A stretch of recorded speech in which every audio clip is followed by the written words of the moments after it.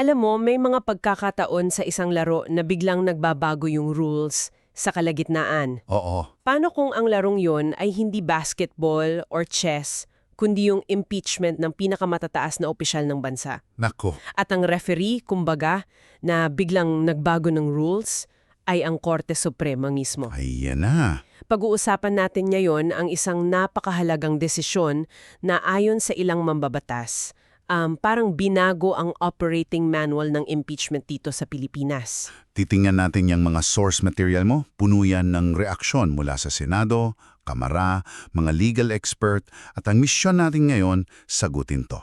Nilinaw lang ba ng Korte Suprema yung gulo? O sila mismo ang parang nag-setup ng isang bago at mas komplikadong chessboard para sa politika? Yan ang tanong. Alamin natin kung ano ba talaga yung mga binago, bakit may nagsasabing naging imposible na raw mag-impeach, at ano ang epekto nito sa balanse ng kapangyarihan. Ang pinakaugat ng lahat ng ito ay yung kaso laban kay Vice President Sara Duterte noong 2025. Mula doon, susuriin natin yung apat na malaking paglilinaw ng korte, tapos yung magkasalungat na opinyon ng isang dating justice at ng kasalukuyang Senate President. Magkaiba yung pananaw nila dyan. Oo. Okay, so ang claim ni Soto at ng iba, ni-rewrite ng SC yung manual. Madaling sabihin yan, pero ano ba talaga yung sinasabi nilang binago? Let's get specific. Yes, the devil is in the details. Sige, umpisahan natin sa pinagmulan. Noong 2025, idineklara ng Korte Suprema na unconstitutional yung Articles of Impeachment laban kay Vice President Sara Duterte. At syempre, ikinatuwa niya yun. Oo. Ang sabi pa nga niya, inaasahan na niya yung mga susunod pang tangka, parang hindi lang ngayong taon na ito dahil sigurado kapag hindi sila nakapag-file niya yung taon, susunod na taon at hanggang matapos ang aking termino. Pero kailangan nating linawin agad sa simula pa lang, hindi inaabsuerto ng Korte Suprema si VP Duterte sa anumang akusasyon. Okay. Importanteng punto yan. Oo, ang desisyon ay hindi tumingin sa merito kung may basehan ba o wala yung mga reklamo. So anong tiningnan nila? Proseso lang. Umikot ang buong kaso sa isang napaka-technical pero napaka-importanting tanong. Kailan ba masasabing official na nagsimula ang isang impeachment proceeding? Yung one-year rule? Exactly. Kasi isang beses lang sa loob ng isang taon pwedeng simulan yan. So ang buong desisyon tungkol lang sa proseso, hindi sa kung may kasalanan ba o wala. At dahil sa pagtuon sa proseso, dito na pumasok yung matinding reaksyon. Lalo na mula sa Kongreso. Para kay Senate President Tito Soto, napakalinaw ng mensahe. Sabi niya, at ito direct quote ha, bottom line, ayaw na nilang may ma-impeach sa Pilipinas. Wow! Ganon ang itsura nitong desisyon na ginaan ng Supreme Court. Grabe yung bigat ng salitang yan, oh. Sobrang bigat, dinagdagan pa niyan ng, Ano pang sabi niya? I think impeachment now is an impossible dream. At hindi lang yang basta soundbite eh. Seryoso siya. Seryosong seryoso. Pinalutang pa niya yung ideya na amyandahan ang konstitusyon para itama yung tinatawag niyang panghihimasok ng korte sa kapangyarihan ng Kongreso. Kasi para sa kanila, political process yan, di ba? Oo, domain ng lehislatura yan. So ang tanong nila, bakit nakikialam ang hudikatura? Yan nga ang tanong. Hindi ba dapat may separation of powers? Yan mismo ang core ng tensyon. May isang kongresista na binuod dito ng maigi. Sabi niya, hindi lang daw basta ni-review ng korte kung sumunod ba ang Kamara sa konstitusyon.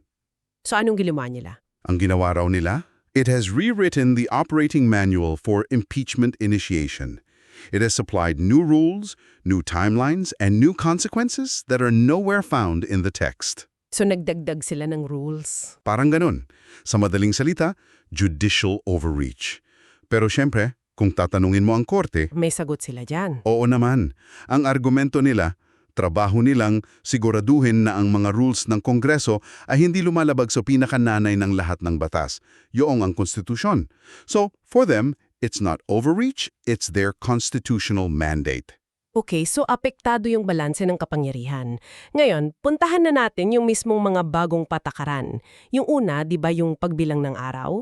Oo. Parang ang simpleng tanong, yung 10-day period sa Constitution, paano ba talaga yan binibilang? Exactly. At yan ang unang-unang nilinaw ng korte. For the longest time, ang interpretasyon ng Kamara dyan ay session days. Mga araw lang na may pasok sila. Tama. Kung Lunes hanggang Miyerkules lang ang session, yun lang ang bibilangin. Pero sabi ng Supreme Court, mali. Anong tama? Ang tama ay calendar days, bawat araw sa kalendaryo, kasama Sabado, Linggo at holidays. Wow, ang laki ng epekto niyan. Sobra. At sa isang iglap, dahil sa pagbabagong yun, yung 3 naunang reklamo kay VP Duterte, biglang na technical knockout. Lumagpas sa 10 calendar day period. Isang salita lang, session versus calendar, pero ang laki ng pinagkaiba. Mukhang maliit na bagay, di ba? Pero isipin mo ang epekto niyan. It puts immense pressure on the House leadership to act immediately. Kasi wala nang palusot. Correct. Oo. Hindi na nila pwedeng i-delay yung isang complaint by simply scheduling fewer session days. It forces their hand. Okay, so that's number 1. Ngayon, yung pinaka-critical na tanong, kailan ba talaga yung starting gun? Kailan masasabing initiated na ang isang impeachment? Ito ang puso ng desisyon. Nilinaw ng korte, opisyal nang initiated ang isang impeachment complaint at kasabay nito, magsisimula na yung 1-year ban. Kailan? Sa eksaktong oras na ito ay ma-refer na sa Committee on Justice ng Kamara, yun ang starting pistol, Sa referral pa lang sa komite, hindi sa pag-file. hindi sa pag-file. Kahit 10 reklamo pa i-file mo sa Secretary General, hindi pa nagsisimula ang laro. Pero the moment ma-refer yan, umandar na ang orasan. Dito na papasok yung strategic element, di ba? Oo. Dito nagiging crucial yung timing. Dahil sa 1-year ban, hindi na lang ito labanan ng bigat ng ebidensya. Labanan na rin ng pabilisan. Labanan na ng pabilisan. The moment an impeachment is initiated, the clock starts and the door closes for everyone else for an entire year. Okay, so may pressure na dahil sa calendar days at may malinaw na starting gun. Ano naman yung pangatlong pagbabago? Nabanggit mo kanina na may panangga laban sa pag-ipit. Tama. Ito yung para maiwasan yung tactic na kung kaalyado ng liderato yung inaakusahan, uupuan lang yung reklamo, hindi ire-refer. Para hindi umandar. Para hindi umandar. Sabi ng korte, bawal na yan. So anong panangga? Kung hindi ma-refer ng Kamara ang isang reklamo sa komite sa takdang panahon o kung mag-adjourn ng Kongreso bago ito maaksyonan, ituturing na rin itong initiated. So parang sinasabi ng korte, harapin nyo yan. Bawal i-delay. Exactly. Hindi na pwede mamitin ng House leadership yung procedural delays para protektahan ang isang kaalyado. Pinipilit sila ng korte na harapin ang reklamo. Okay, at ito na yung mga 4, yung tinatawag na express lane? Yung 13 signature? Oo, kung 13 ng lahat ng kongresista ang direktang pipirma, diretso na sa Senado. Wow, parang ang ganda nun, di ba? Mas mabilis. On the surface, yes. Mukha siyang solusyon. Dati kasi kahit 13 na ang pumirma, kailangan pa ring dumaan sa komite for due process. Pero ngayon? Ngayon, binawi nila yon. Sabi ng korte, hindi na kailangan ng hearing sa Kamara. Ang pagkakataon ng akusado na sumagot ay sa mismong impeachment trial na sa Senado. Mabilis nga. Pero yan mismo yung tinitignan ni Senator Soto na potensyal na bitag. Paanong bitag? Kasi yung express lane pwedeng maging express sabotage lane. Teka, paano nangyari yun? Paano yung isang bagay na nagpapabilis ay magiging isang sabotage lane? Dito na pumapasok yung dalawang magkaibang pananaw. Sa isang banda, si former Justice Adolfo Ascuna. Isa sa mga bumalangkas ng konstitusyon. Oo, kaya mahalaga yung opiun niya. Para sa kanya, maganda to. Mas bumilis, mas naging simple. Sabi niya, optional na lang yung hearing. Para sa kanya, pagbabalik ito sa orihinal na intensyon. Okay, yan ang pananaw ng isang legal expert.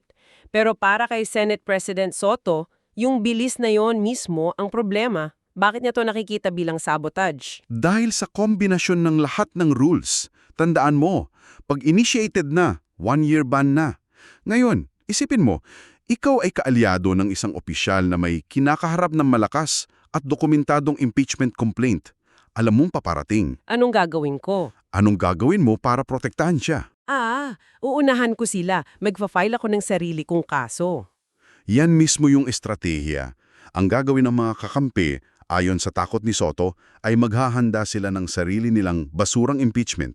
Walang kwenta, walang laman. Walang laman, walang ebidensya. Siguradong ibabasura lang. Uunahan nila yung mga lehitimong nagrereklamo. Sa oras na maihay nila at ma-refer sa komite ang mahinang reklamo na yan, Initiated na. opisyal na itong initiated. At kapag initiated na, aandan na yung 1-year ban. So kahit may dumating na mas seryosong reklamo kinabukasan, huli na sila. Blocked for 1 year. Huli na sila. Hindi na pwedeng i-entertain ng Kongreso. Sabi nga ni Soto, wala ka nang mai-impeach kasi ang gagawin ng kahit sino, magpa-file ng impeachment ng walang kakwenta-kwenta. Gagamitin yung mismong mekanismo para maging shield. Tama. Nagiging karera ito kung sino ang unang makakapag-refer, hindi kung kaninong reklamo ang may pinakamalakas na basehan. Grabe! So, ano na ang landas pasulong para sa Kongreso? Anong gagawin nila ngayon? Yan ang dilema nila. Ayon sa sources mo, ang pinaka-practical na mungkahi mula sa ilang kongresista ay simple lang. Baguhin na lang ang internal rules nila. Para umayon sa desisyon ng korte. Para umayon, ito raw ang paraan para maiwasan ang isang constitutional crisis. Sabi ng isang mambabatas, kung ipipilit nila ang sarili nilang interpretasyon, magkakaroon tayo ng isang chaotic nation. So parang wala na silang choice kundi sumunod. Sa esensya, oo. Binigyang din ni Justice Ascuna na may kalayaan pa rin naman ang Kongreso na gumawa ng sariling rules as long as it's consistent with the Constitution at syempre, Interpretasyon ng korte. tama. So may espasyo pa rin sila pero dapat nasa loob ng mga linya iginuhit ng korte. Maging ang Malacanang sa pamamagitan ni Pangulong Marcos nagsabi na nirerespeto nila ang desisyon. At para lang malinaw, yung kasalukuyang impeachment proceedings laban kay Pangulong Marcos, apektado ba nito? Hindi. Nilinaw ng House Committee on Justice na wala itong epekto sa kaso niya. Ang dahilan ay timing. Nauna na. Oo, nai-refer na sa committee ang mga reklamo laban sa kanya bago pa lumabas itong bagong desisyon. Kaya yung proseso laban sa kanya tuloy sa ilalim ng lumang rules. Pero lahat ng susunod, simula ngayon, kailangan nang sumunod sa bagong manual na ito. Sa kabuuan, itong desisyon ng Korte Suprema talagang isang game changer. Nagbigay ito ng kalinawan sa ilang bahagi tulad ng calendar days. At yung panangga sa pag-ipit. Oo. Pero sa kabilang banda, nagbukas ito ng isang bagong mundo ng political strategy. Oo. If we connect this to the bigger picture, ito ay isang klasikong tensyon sa pagitan ng efficiency at due process. Bilis at pag-iingat. So yung tanong, pinalakas ba nito ang accountability dahil sa express lane? O pinahina ba nito ang buong proseso dahil sa posibilidad ng stratehikong manipulasyon gaya ng ikinababahala ni Senator Soto? Depende kung sinong tatanungin mo. Tama. Ang malinaw lang, ang political chessboard sa Pilipinas ay may mga bago ng rules. At ito ang iiwan namin sa iyo para pag-isipan. Sa ilalim ng mga bagong patakarang ito, kung ika may isang political strategist, paano ngayon magbabago ang diskarte mo para protektahan o patalsikin ang isang opisyal? Dahil ngayon, ang unang makapaghain at makapag-refer ng reklamo, gaano man ito kalakas o kahina, ay may hawak na malaking kapangyarihan para simulan o isara ang pinto ng impeachment para sa buong taon. Ang laro ay hindi na lang tungkol sa ebidensya, laro na rin ito ng bilis at diskarte.